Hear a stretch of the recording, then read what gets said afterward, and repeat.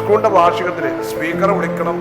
ഞാൻ ഇതിനെ ഇവരോട് പറയാൻ കാരണം, സ്പീക്കർ എന്ന് പറയുന്നത് നല്ല വായനക്കാരനാണ്, ചെറുപ്പക്കാരനാണെങ്കിലും നല്ല അറിവും വിദ്യാഭ്യാസമുള്ള ആളാണ്. നിയമസഭയിൽ ഞാനും സ്പീക്കറും അങ്ങോട്ടും ഇങ്ങോട്ടും വളരെയധികം കൊമ്പ് കോർത്തിട്ടുണ്ട്. രാഷ്ട്രീയത്തിന് എതിരാളിയേ ഉള്ളൂ, ശത്രുവില്ല. അദ്ദേഹം നിയമസഭയിലെ ഒരു നല്ല സാമാജികനാണ്.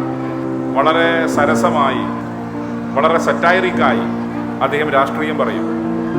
ആളുകൾ ധരിച്ചു വെക്കുന്നത് വെറും സറ്റൈറായി രാഷ്ട്രീയം മാത്രം പറയുന്ന MLA ആണ് ശ്രീ PK ബഷീർ എന്നാണ്.